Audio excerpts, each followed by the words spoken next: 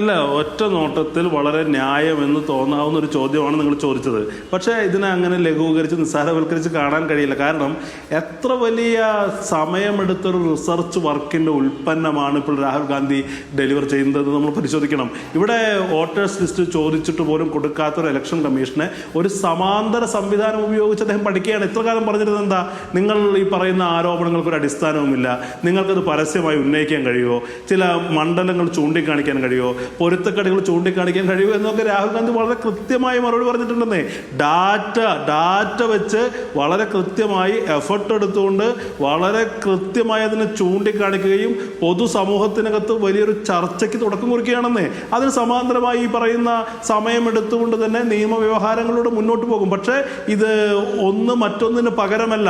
ഇവിടെ ഒരേ സമയം ഇതിനൊരു പൊളിറ്റിക്കൽ എക്സസൈസായി കാണുകയും മറുവശത്ത് നിയമപരമായ വ്യവഹാരങ്ങൾ മുന്നോട്ട് കൊണ്ടുപോവുകയാണ് കോൺഗ്രസ് ചെയ്യുന്നത്.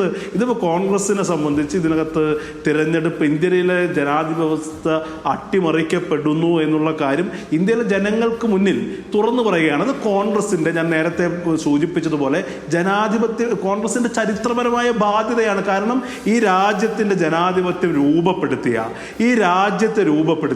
ഈ രാജ്യത്തെ മുന്നോട്ട് നയിച്ച പ്രസ്ഥാനം എന്നുള്ളത് അർത്ഥത്തിൽ ഈ രാജ്യത്തെ ജനങ്ങൾ, ഈ രാജ്യത്തിൻ്റെ ചരിത്രം ഞങ്ങളിൽ ഏൽപ്പിച്ച ദൗത്യമാണ് ഞങ്ങൾ നിർവഹിക്കുന്നത്. അത് തീർച്ചയായും അതുമായി ഞങ്ങൾ മുന്നോട്ട് പോകുന്നുള്ള കാര്യം സംശയമില്ല.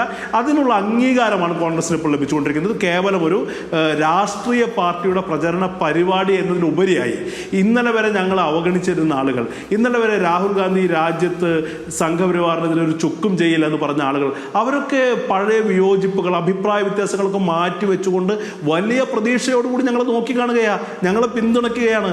അത് അവിടെ പോയ ആളുകൾക്ക് മനസ്സിലാകും, നിങ്ങളുടെ റിപ്പോർട്ടർമാരുണ്ടെങ്കിൽ ചോദിച്ചാൽ മനസ്സിലാകും. തീർച്ചയായും അതങ്ങനെ തന്നെയാണ്. CPM-ന്റെ അടക്കം പിന്തുണ അതിനകത്ത് ശക്തമായുണ്ട്. MA ബേബിയെ പോലുള്ളവർ അതിനോടുള്ള ശക്തമായ പിന്തുണ അറിയിച്ചുകൊണ്ട് മാധ്യമങ്ങൾക്ക് മുന്നിൽ സംസാരിച്ചിട്ടുമുണ്ട്. അത് CPM മാത്രമല്ല, പ്രതിപക്ഷ പാർട്ടികളെല്ലാം തന്നെ അതിൽ ഒരേ സ്വരത്തിൽ സംസാരിക്കുന്നത് നമ്മൾ കേട്ട് കഴിഞ്ഞതാണ്.